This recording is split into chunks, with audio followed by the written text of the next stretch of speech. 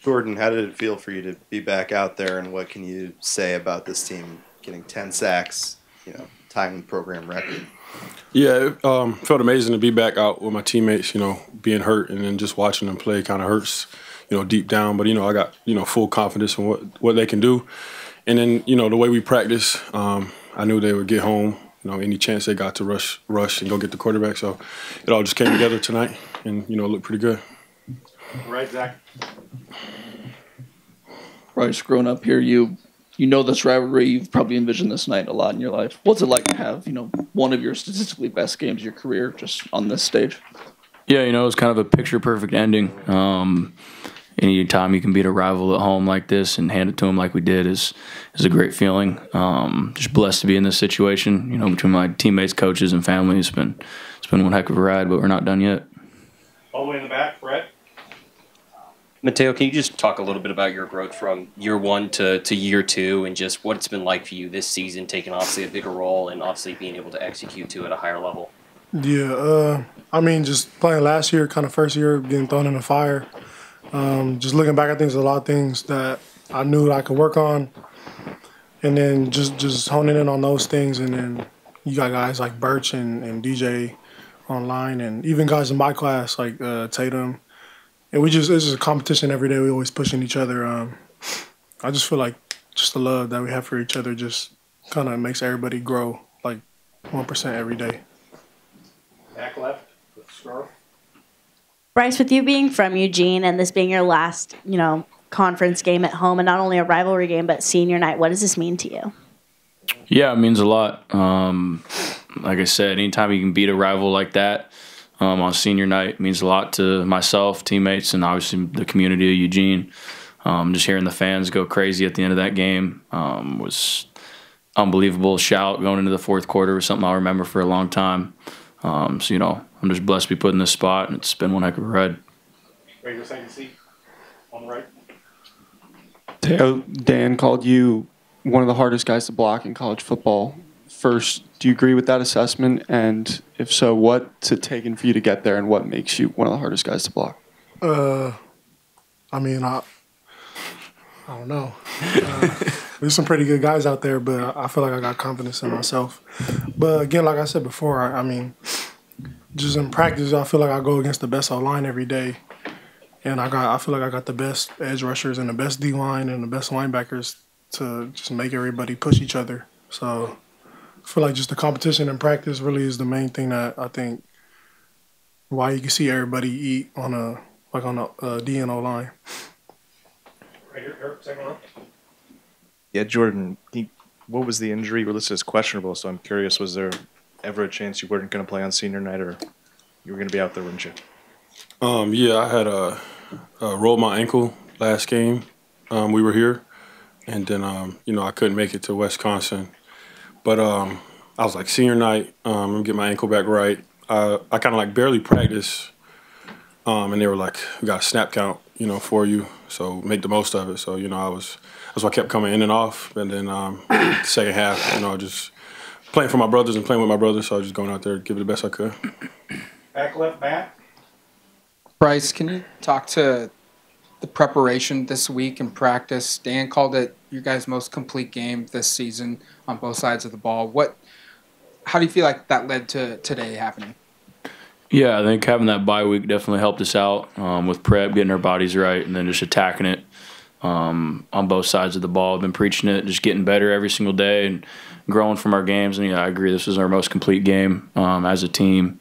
As you said, it starts in practice, just bringing the juice, energy, enthusiasm to get better and not just go through the motions of practice, and definitely showed tonight. Going to be more proud of this team, and, it's incredible. Front right, Zach.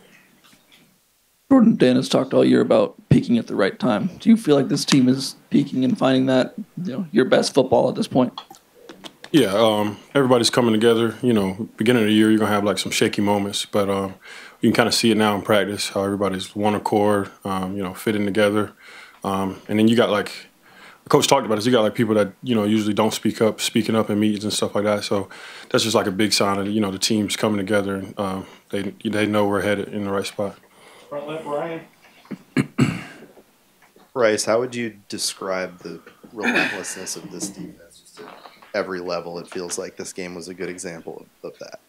Yeah, it's just the main thing we preach. Number one pillar of our defense, relentless effort, and it starts in practice. And, it starts in the meeting room, just recognizing it on tape and making the decision to, even if you're, 15, 20 yards away from the ball, just hustling your butt off to get over to the ball.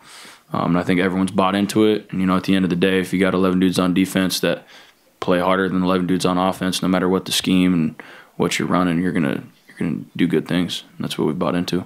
Right left, James.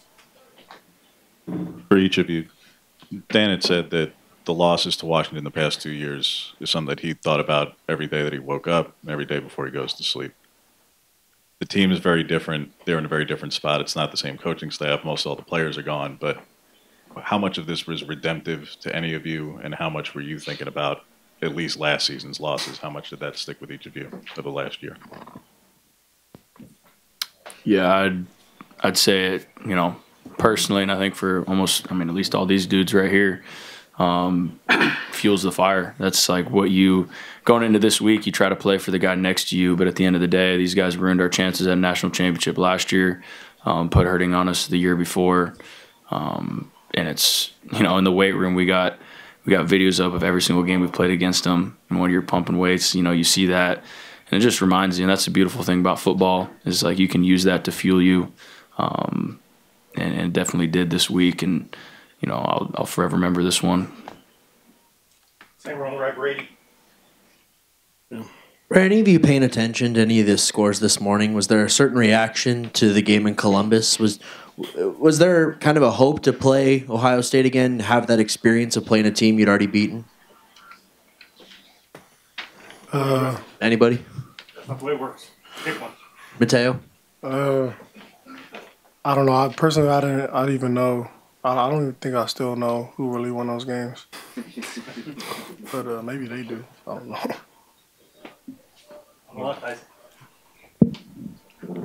Bryce, after the game, you're one of the last, if not the last guy to walk off the field. I'm curious, what are just kind of the things that go through your mind while you're standing out there while everyone else has kind of made their way off? Yeah, one, soaking it all in, and two, just giving back to the community. These fans are awesome. Grew up in the area, so just sign as many autographs and being with as many fans as possible. Then obviously my family. So like I said, just soaking it all in, and yeah. Back middle, Brett. Jordan, can you just describe how difficult it is to get 10 sacks in a game? You guys made it look easy, but I would imagine that it's a lot more difficult to achieve, especially when going against a team like Washington, a rival and a team that obviously wants to come away with the win as well. Yeah, because going into it, you really got a game plan. And some teams kind of like switch up, what they've been doing all year because they're playing us. But if you can do it on Monday, take in the coach and do it on Monday, you can do it on Saturday. So I feel like, everybody was buying in throughout the week, and, they made that happen tonight. Back left, Matt. Bryce, as a guy that's grew up here, knowing the history of this program, has this team done enough to be considered one of the better teams in program history, like the 2010 team that went 12-0, or the 2012 team, or the 14 team? Yeah, certainly what we've done has been amazing, and it'll go down and as one of the better teams in Oregon history. But we want to be the best, and the best is yet to come.